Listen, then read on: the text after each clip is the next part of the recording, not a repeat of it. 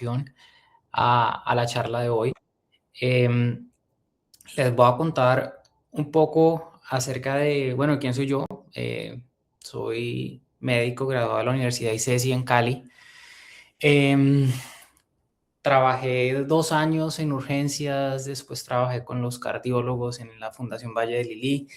Allá en urgencias fue donde conocí al doctor Estrada y nos hicimos buenos amigos. Y ya después, durante ese años que trabajé en cardiología, fue que preparé todos mis exámenes para poder venirme a hacer medicina interna en los Estados Unidos. Hice un año de investigación en uno de los hospitales de Harvard, aquí en Boston, en intervencionismo pulmonar, que es una subespecialidad un poco nueva.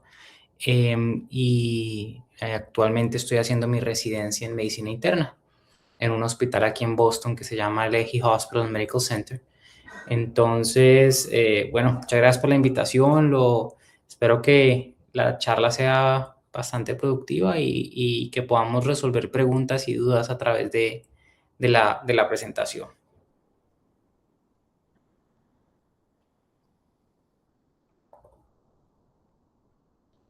Ok. Espérenme un momento, por favor. Confírmeme si se está viendo las diapositivas, porque no creo, ¿cierto?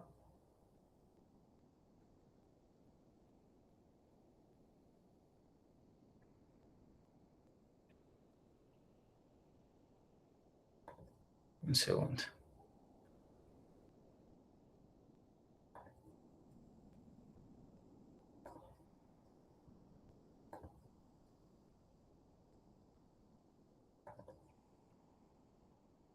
Denme un segundo que algo pasó acá.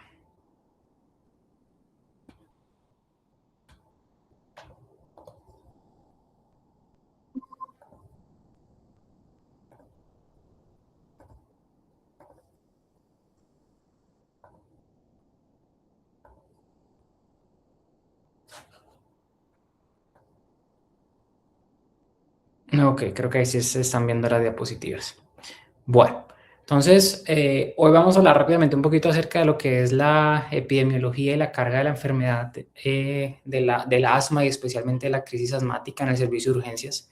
Y el objetivo es más que todo enfocar la charla hacia qué hacer en urgencias, cómo afrontar una crisis asmática en el servicio de urgencias, qué es o cuáles son las intervenciones que en verdad van a valer la pena y van a cambiar los desenlaces en nuestros pacientes. Vamos a ver cómo vamos a clasificar el asma, la crisis asmática, dependiendo de su severidad. Vamos a hablar un poco del tratamiento convencional, más algunas terapias que han revolucionado un poco el tratamiento del asma en los últimos años. Y vamos a hablar un poco del manejo crítico del paciente y un poquito acerca de los criterios de alta disposición y plan de acción para nuestros pacientes. Entonces, solo para mencionarles rápidamente un poco acerca de el asma y su carga como enfermedad. Anualmente, pues, en el mundo existen 262 millones de personas con asma en el mundo aproximadamente, de las cuales solo en los Estados Unidos son 25 millones. Y esto equivale más o menos a 1.8 millones de visitas de urgencias anualmente al servicio de urgencias en los Estados Unidos. Y más o menos hay 500,000 muertes anuales a nivel mundial por asma y sus complicaciones. Lo importante del asma y por lo cual como médicos y especialmente ustedes que tienen un interés en el servicio de urgencias deben tenerlo muy en cuenta es porque es potencialmente mortal. Entonces, y es una patología en la que actuar rápido va a cambiar los desenlaces de nuestros pacientes y requiere pues sin duda una atención inmediata. Factores de riesgo para pacientes pues, para un desenlace fatal en nuestros pacientes, pacientes que tengan un antecedente de un asma fatal previa, claramente los pone en riesgo de que el segundo ataque sea peor. Pacientes que han tenido hospitalizaciones recientes, pacientes que usen muchos SABA, que son agonistas beta-2 de corta acción, pacientes que no estén usando corticoides inhalados y bajos niveles socioeconómicos se ven involucrados en este problema. Las crisis asmáticas tienen un factor prevenible, el uso de los medicamentos como los esteroides inhalados, como los betagonistas de corta acción o de larga acción, pero ese no es el tema de la charla, entonces no me voy a meter ahí, pero sí tengan en cuenta que se puede prevenir con medicamentos y también evitando cosas que la puedan desencadenar, como en personas que son alérgicas, evitar alergenos o evitar diferentes desencadenantes.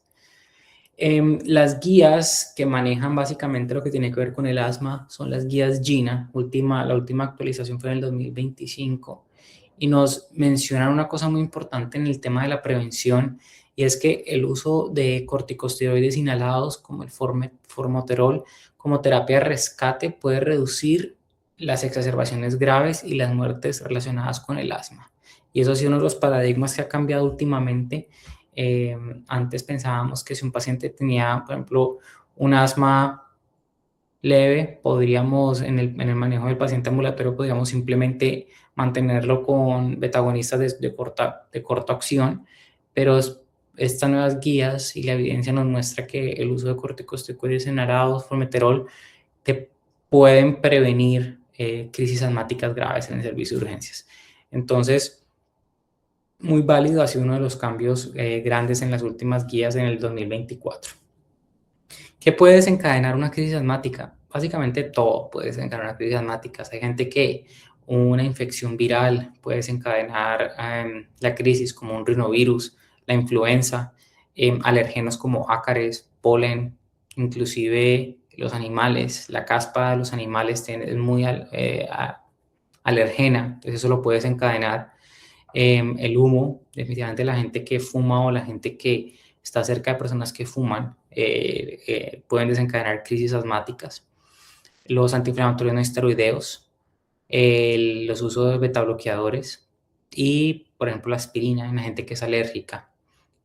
Hay gente inclusive que es alérgica al ejercicio de cierta manera, por decirlo así, y pueden desencadenar asma con el ejercicio. E inclusive estados de alto estrés emocional pueden desencadenar crisis, y los cambios climáticos extremos. También se ha visto que cuando hay un cambio en la temperatura súbita y extrema, pues súbito y extremo pueden desencadenar crisis asmáticas.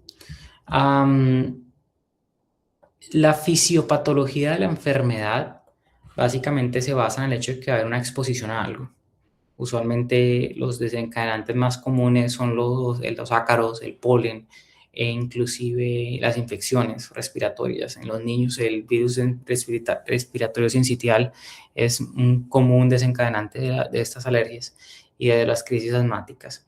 Y lo que va a llevar eso es a que se activan mastocitos, se activan eosinófilos y linfocitos T, que lo que van a llevar es una liberación de mediadores inflamatorios que es exagerada y genera una respuesta inflamatoria muy grande por medio de la histamina, interleuquina 4, 3, leucotrienos. Todo esto lleva a que simplemente haya una inflamación exagerada. Y esa inflamación exagerada y liberación de todos estos mediadores proinflamatorios llevan a que el músculo en las vías respiratorias haga un broncoespasmo, entonces se contrae, se edematiza la mucosa, es decir, se inflama la mucosa y hay una hipersecreción de moco. Entonces imagínense que no solamente la vía aérea está cerrada, sino que está cerrada, está inflamada, entonces va a haber más obstrucción, y no solamente va a estar cerrada, inflamada, sino que va a haber una hipersecreción de moco que va a bloquear aún más esa vía aérea.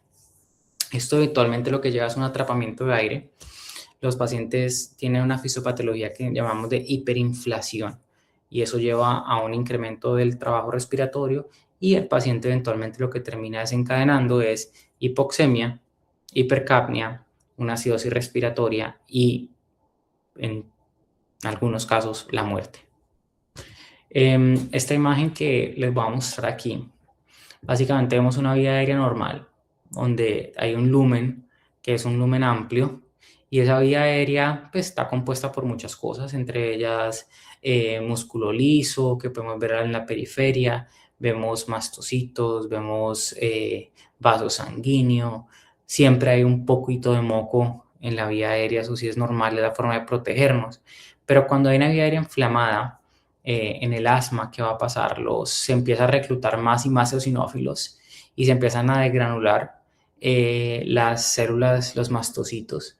Se empieza a, como les mencioné, hay una broncoconstricción del lumen, entonces el lumen se vuelve más pequeño y no solamente se vuelve más pequeño, sino que como pueden ver, se empieza a edematizar, a inflamar y hay una hipersecreción de moco. Entonces, como que pueden ver, termina uno con un lumen muy pequeño. Y eso es lo que lleva a toda la fisiopatología del asma, básicamente. Cuando uno va a clasificar, y estoy buscando como clasificaciones de las crisis asmáticas, sobre todo en el servicio de urgencias, que nos permitan como rápidamente determinar qué tan grave está un paciente. Llegué a la conclusión de que hay muchas formas de clasificar el paciente, pero más que uno estrictamente clasificar el paciente en que el paciente está leve, moderado, severo, es yo como médico entender más como en qué balanza estoy de mi paciente y hacia dónde va mi paciente. Porque un paciente, por ejemplo, les pongo un ejemplo. Un paciente puede tener disnea al hablar, lo cual podría ser moderado, pero estar respirando a 35 respiraciones 40 por minuto. Entonces, mi paciente no es que esté moderado o grave, mi paciente está en un espectro grave de la enfermedad, está en un espectro en el que la balanza se está yendo más de un lado para el otro. Entonces, más que pretender que uno se aprenda cuáles son los criterios de asma leve, moderado y severo, es más que ustedes entiendan cómo va evolucionando la enfermedad. Y a medida que va evolucionando la enfermedad, entender que puede pasar de algo leve a algo muy severo. Entonces, si ustedes ven, por ejemplo, usualmente, yo sé que en Colombia no lo hacemos mucho, pero es muy útil y es una práctica que uno debería empezar a hacer, es medir por medio de un flujo expiratorio pico, que aquí se llama el peak flow, que es un aparato que en Colombia lo tenemos, pero no lo usamos mucho, para medir qué tan obstruida está la vía aérea. Por ejemplo, si un paciente tiene ese flujo expiratorio de más del 70%, significa que el paciente está pudiendo mover el aire, pudiendo sacar el aire de sus vías aéreas. Entonces, claramente está, si eso es más del 70%, pues la vía aérea está casi que abierta. Entonces, eso podría ser leve. Y a medida que va evolucionando, va disminuyendo.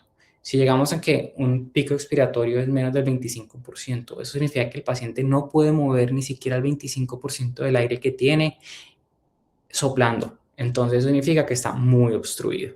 Y recuerden que la fisiopatología del asma termina siendo es atrapamiento de aire. Entonces, el paciente no puede mover el flujo, no puede mover su aire hacia afuera, por decirlo así, y queda atrapado. Y eso impide que, como no puedo soltar el aire, no puedo tampoco ingerir más aire, de alguna u otra manera, por decirlo. Obviamente, si un paciente tiene disnea al caminar, ella va evolucionando y va evolucionando, por ejemplo, ya después al hablar, en reposo. Pero hay una cosa que yo les quería llamar la atención aquí. Cuando ahí llega un punto en el que el paciente tiene tanto atrapamiento de aire en sus pulmones, que llega un punto en el que ya no puede casi que ni sacar aire. Entonces, si no puede sacar aire, no puede entrar aire. Entonces, piénsenlo como si hubiera un bloqueo en esa capacidad del paciente de sacar e ingresar el aire. Y en ese momento puede que ya ni siquiera haya disnea, simplemente el paciente no está pudiendo respirar. El paciente no puede hablar. El paciente puede tener una frecuencia respiratoria demasiado alta o puede fluctuar, que es otro signo de que el paciente está muy grave. Si la frecuencia respiratoria empieza a fluctuar mucho, el paciente pasa de tener 40 y de la nada pasa a 5 respiraciones por minuto, lo cual es muy raro. El paciente se está, como decimos, está crasheando, se está yendo muy mal. El paciente usualmente se va a presentar taquicárdico, que es la respuesta del cuerpo a la injuria es por medio de la taquicardia, aumenta el gasto cardíaco por medio de la taquicardia. Pero cuando ya fallan los mecanismos compensatorios y está la hipoxemia, que el paciente lo que termina haciendo es bradicardia. Entonces, no, mi paciente empezó a bajar la frecuencia cardíaca, está mejorando. Ojo, su paciente puede que esté empeorando, no mejorando. La saturación de oxígeno, vamos a ver diferentes métodos para dar oxígeno a un paciente en una crisis asmática, pero claramente a medida que va disminuyendo la oxigenación o va incrementando el requerimiento de oxígeno, esos son signos de que mi paciente no va mejorando, mi paciente va empeorando. La PCO2 es un parámetro muy importante porque recuerden que nosotros inhalamos oxígeno y exhalamos CO2.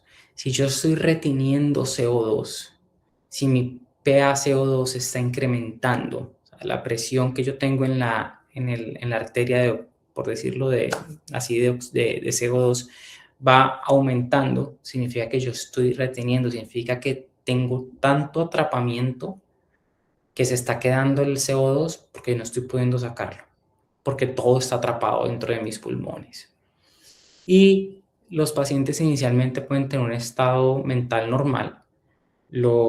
A medida que hay más hipoxemia, el oxígeno está más bajo, el paciente se va a agitar, pero llega un punto en el que el paciente ya no lucha y se torna somnoliento y confuso, y aquí es la parte más peligrosa. Entonces, más que ustedes se aprendan cada uno de estos criterios, que entiendan que el asma tiene o la crisis asmática, es más, esto no solamente es de crisis asmática, esto es básicamente de falla respiratoria. Puede ir desde algo leve hasta algo que amenaza la vida. Cuando atendemos a un paciente en servicio de urgencias con una crisis asmática, la historia tiene que ser dirigida y tiene que ser rápida. Yo no lo voy a encontrar en paciente que tiene crisis asmática y está respirando a 40 respiraciones por minuto y está saturando 80%, si en su casa tiene agua o si en su casa es de techo de paja o de que está hecho el techo. O sea, una historia clínica dirigida a los síntomas del paciente es muy importante. Dirigida a qué medicamentos toma y qué medicamentos ha tomado para el asma es muy importante.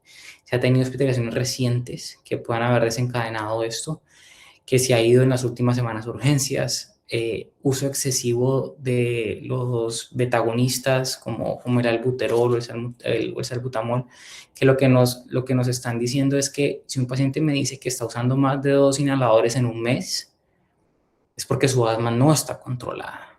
Entonces, eso es un indicador de que el paciente, probablemente con lo que está es una crisis asmática severa, que ya es refractaria a 2 inhaladores que ha usado en un mes.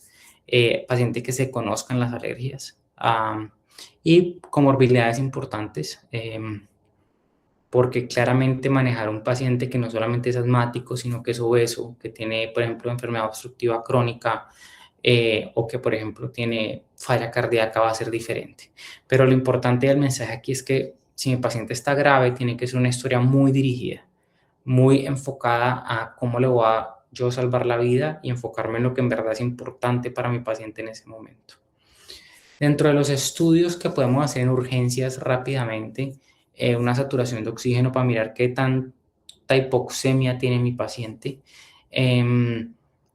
Lo que les hablé del flujo expiratorio es por medio del peak flow que usamos para eso, o una forma objetiva de poder medir qué tan obstruido está mi paciente.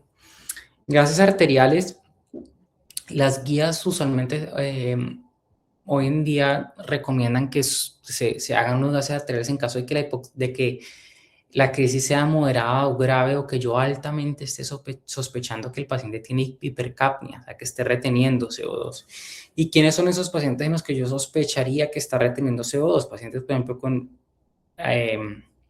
estado mental alterado. Claramente en ellos pensaría que hay una retención de CO2. Pacientes que estén muy desaturados. En esos pacientes vale la pena hacer unos gases arteriales. La radiografía de tórax, las guías no la ponen como un manejo inicial, y no es que a todo paciente con una crisis asmática leve, por ejemplo, le vamos a hacer una, una radiografía de tórax, pero sí en pacientes que no responden a mi manejo inicial o cuando hay algún sospecho de una complicación. A veces es tanta la hiperinflación que puede tener un paciente que pueden haber complicaciones, como neumotórax o pacientes con bulas que se pueden romper. Y un electrocardiograma, la verdad no se le niega a nadie. Lo que tienen que saber aquí es que los electrocardiogramas en un paciente con asma probablemente lo que van a encontrar es taquicardia sinusal. Pero si el paciente también sospecha, por ejemplo, que tiene dolor en el pecho o que fue de inicio súbito, tienen que pensar en que pueden haber componentes cardíacos que también pueden generar hipoxemia y taquicardia. Este es un algoritmo que encontré de la Sociedad Americana de Emergenciólogos y ellos también lo dividen en leve, moderado y severo.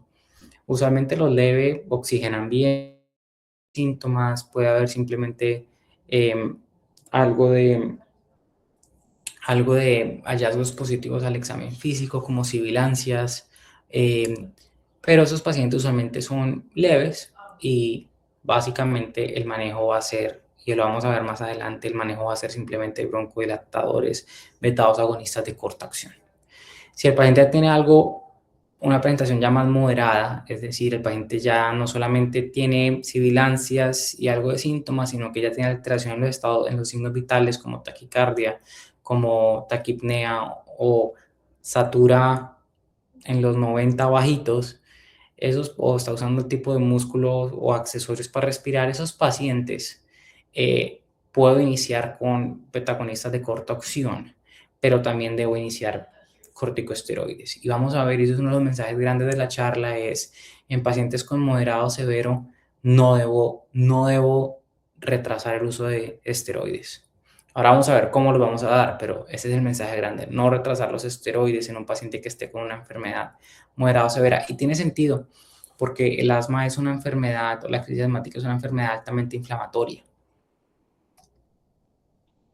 Y una de las formas que yo más rápido puedo atacar el sistema inflamatorio es dándole esteroides.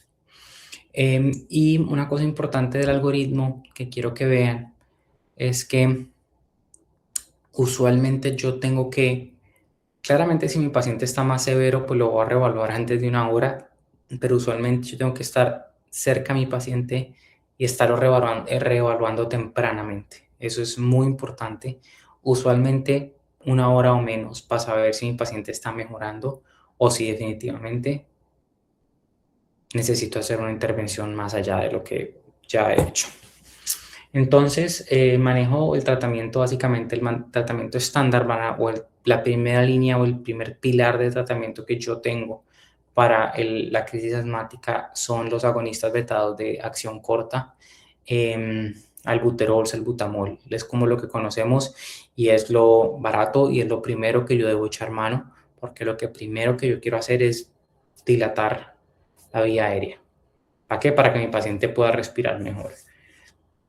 Lo puedo hacer de dos maneras. Lo puedo hacer nebulizado, que es, digamos que es una forma muy práctica de hacerlo. En todos los servicios de urgencias usualmente tengo como nebulizar a un paciente. Esa nebulización la puedo hacer por 20 minutos, 3 dosis, o la puedo hacer continuo por 1 o 4 horas si el paciente está muy grave. Pero es el manejo inicial. Inclusive las guías hacen énfasis en que si un paciente está entrando al servicio de urgencias y apenas le están haciendo el triage y usted cree claramente que el paciente está en una crisis asmática, entre más temprano usted inicie el beta-2 agonista de acción corta, entre más temprano mejor. Lo puedo hacer entonces nebulizado cada 20 minutos o lo puedo hacer nebulizado continuo. Pero también lo puedo hacer con lo que acá llamamos el MDI, que es el Meter Dose Inhaler, que es básicamente la cámara de inhalación que usamos, sobre todo en los niños, sirve mucho, que es básicamente el puff. Entonces, darle 4 a 10 puff cada 20 minutos por la primera hora, pues es una de las formas iniciales de manejar estos pacientes.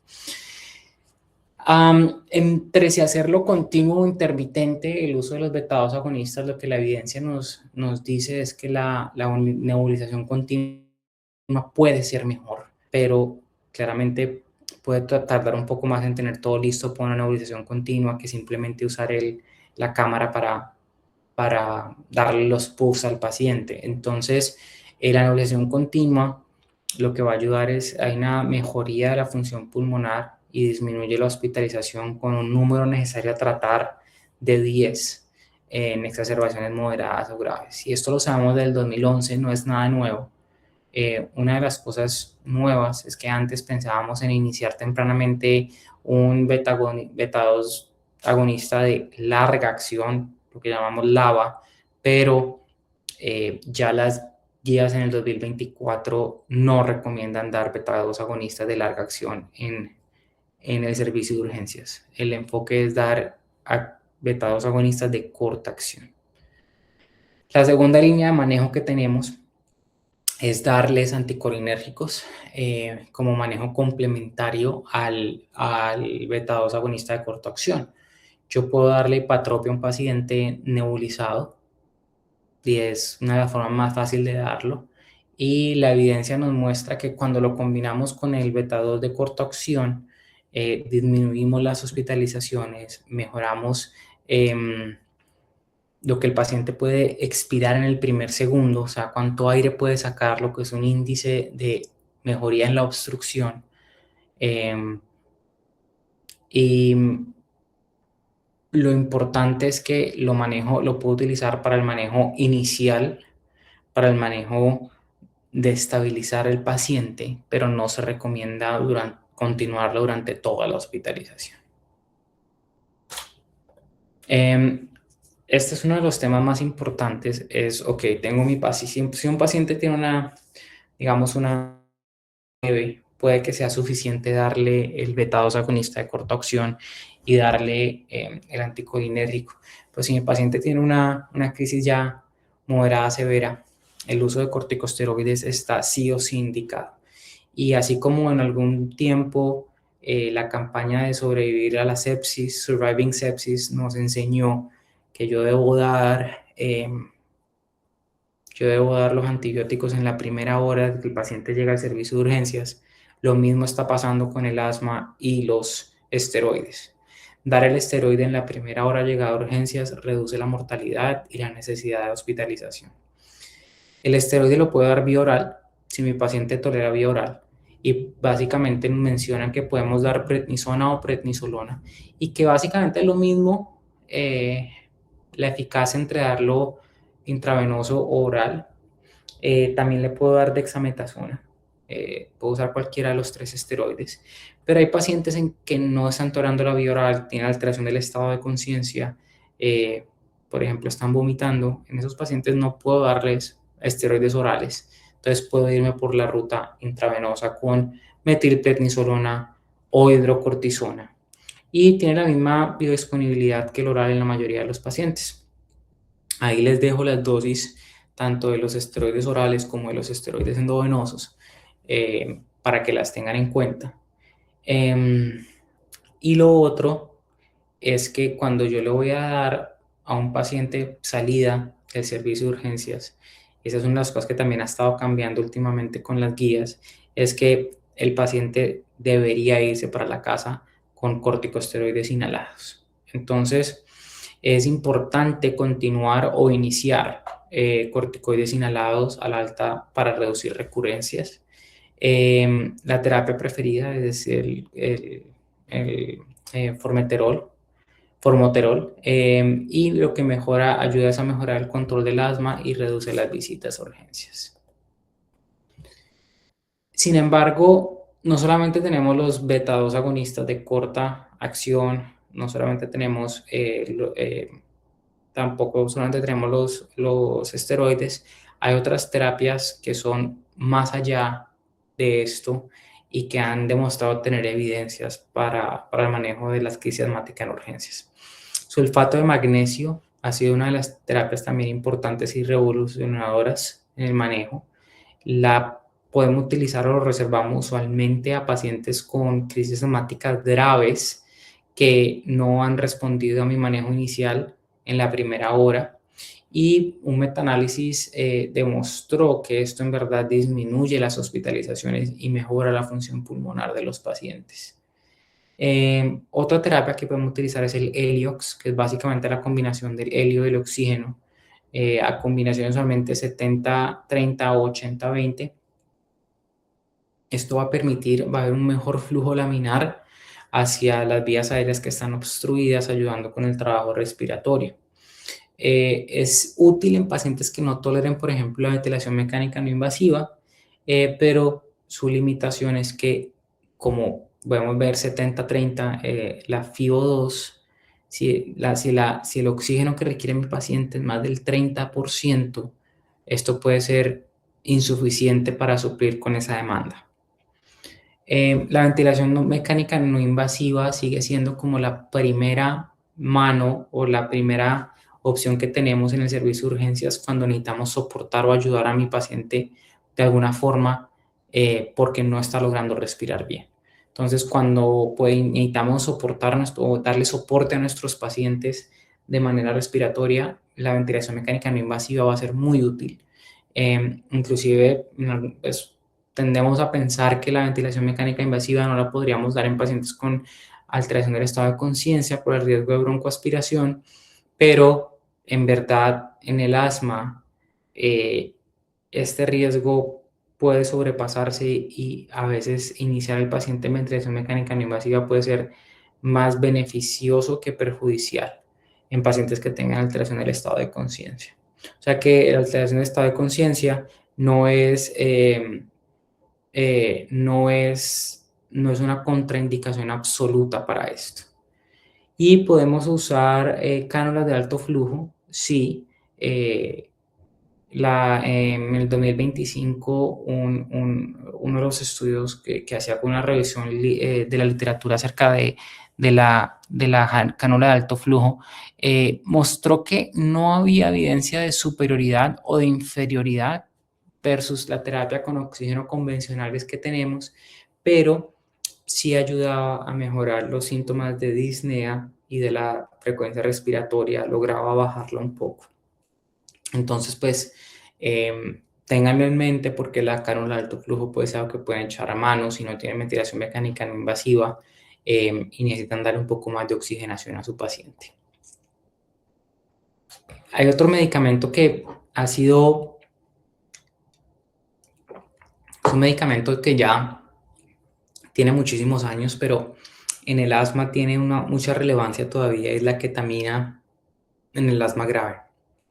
La ketamina es un antagonista de NMDA, entonces lo que va a hacer es disminuir la broncoconstricción. Básicamente actúa a nivel central y va a estimular la liberación de catecolaminas que ayudan con la broncodilatación, va a disminuir el óxido nítrico, disminuyendo la inflamación y es de acción muy rápida, menos de 60 segundos. Entonces es muy útil y lo puedo dar intravenoso, intramuscular o inclusive se puede llegar a dar nebulizado, aunque la evidencia no es muy alta. Entonces la ketamina es un muy buen medicamento ¿en qué pacientes? Por ejemplo, en pacientes que yo sé que los voy a intubar porque su frecuencia, porque están respiratoriamente muy mal, te los voy a intubar y es un paciente asmático, debo pensar en la ketamina como medicamento para la intubación. También en pacientes agitados, la ketamina me puede ayudar a controlar los pacientes. Y tiene evidencia buena y favorable en casos que los pacientes sean refractarios a los broncodilatadores y a los esteroides. Por ejemplo, la mortalidad en la unidad de cuidados intensivos en pacientes que no se dio ketamina se veía que era un poco más alta. En el 2025 las guías GINA advierten que si bien los sedantes pueden disminuir, la ketamina es un sedante por decirlo así, pueden disminuir el estado de conciencia, puede llevar a más problemas porque pueden llevar a alteración, ¿no? Si el estado de conciencia está alterado, la respiración se puede comprometer. Entonces, hay que reservar esto para pacientes que yo esté considerando intubar un estado muy crítico. Como les mencioné, es el medicamento de elección para la intubación en el estatus asmático o el paciente con una crisis asmática severa. Y yo puedo agregar midazolam para ayudar a los pacientes cuando les doy ketamina, porque la ketamina le da al paciente un mal viaje y puede tener alucinaciones y puede, como de cierta forma, tener agitación. Entonces lo puedo dar en combinación con el midazolam. El paciente crítico, el paciente que necesita intubarse, uno puede encontrar indicaciones para intubar por todo lado, pero yo creo que hay ciertos parámetros que son claramente el paciente tuvo que intubar. Paciente con paro respiratorio, claramente. Paciente con una respiración agónica, también. Paciente que a pesar de la ventilación mecánica no invasiva o a pesar del manejo, paciente que continúa con deterioro del estado de conciencia, usualmente Glasgow debajo de 8, paciente me va a requerir intubar. Paciente que tenga una hipercapnia, que lleve a una acidosis de menos de 7,2, es paciente que va a necesitar intubar para ventilar mejor. Pacientes que se cansan de respirar, los pacientes asmáticos que llevan respirando 5 o 6 horas a 40 respiraciones por minuto, paciente que se va a cansar de respirar, o pacientes con hipoxia refractaria.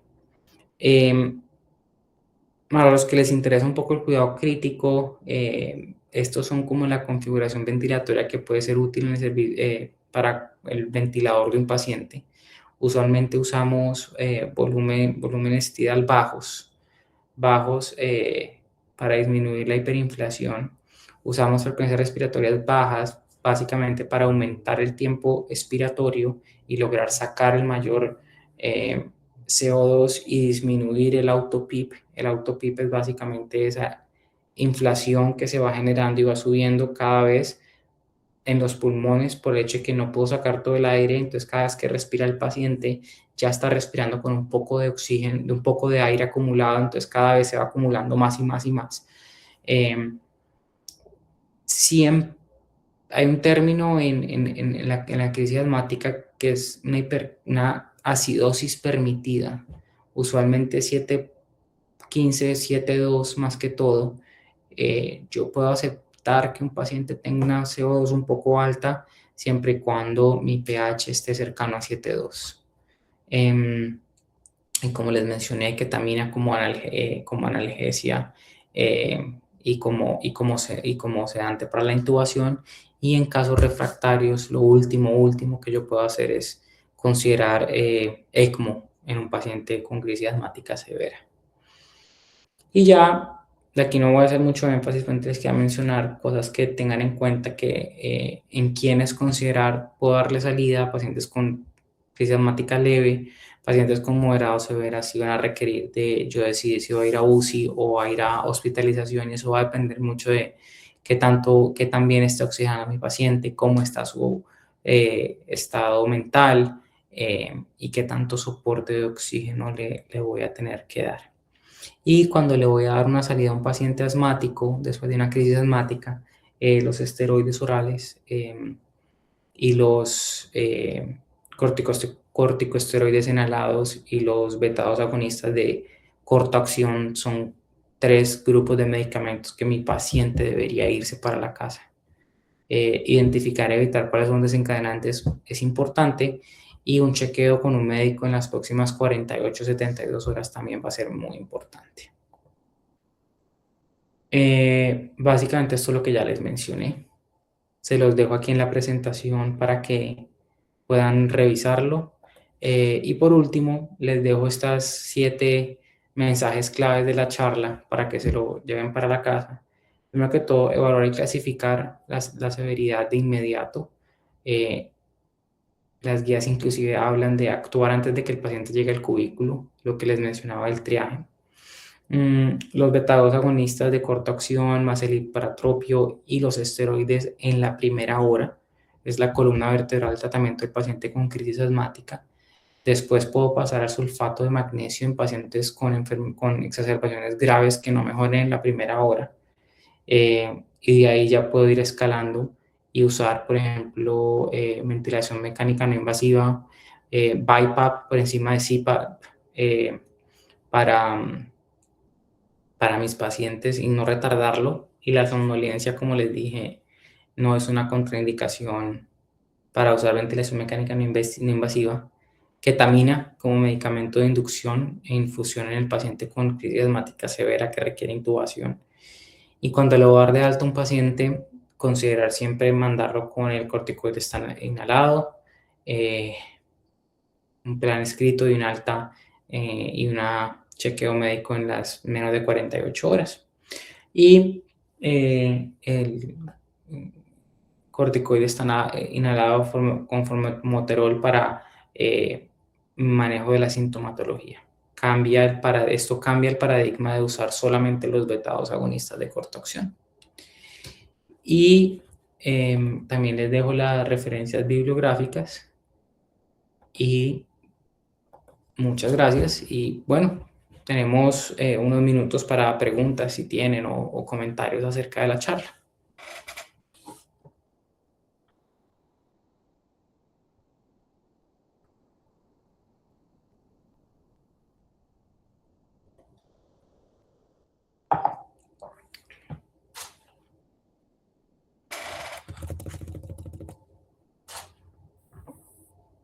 Buenas noches, doctor. Buenas noches. Quería, quería hacerle una pregunta sobre qué evidencia o qué utilidad habría sobre los medicamentos biológicos, digamos, para el asma, principalmente pues para las exacerbaciones, que creo que no he visto mucha información sobre si tienen utilidad o no estos medicamentos. Los mencionan en las guías, pero sobre todo para el control crónico de las exacerbaciones, no para el manejo agudo en urgencias y en pacientes muy selectivos.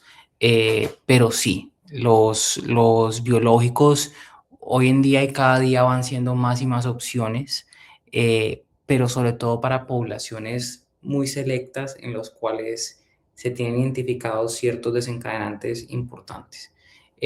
Pero para, digamos, el enfoque en el servicio de urgencias de la crisis asmática aguda, los biológicos no hacen parte del manejo agudo del paciente, pero sí del manejo crónico y para prevenir exacerbaciones en pacientes seleccionados. Muchas gracias. Con mucho gusto. No sé si alguien más tenga alguna otra pregunta.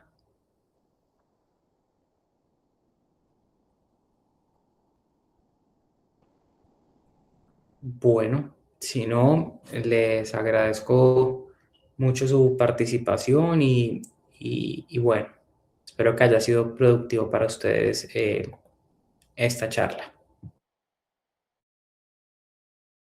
Es una charla que nos enriquece mucho nuestros conocimientos prácticos para un manejo más efectivo en el contexto de urgencias. De igual manera, pues agradecemos a todos los participantes por su asistencia, por su interés que hace posible estos espacios académicos. Muchas gracias a todos por acompañarnos el día de hoy y les deseamos una muy buena noche. Muchísimas gracias. Con mucho gusto. Hasta luego.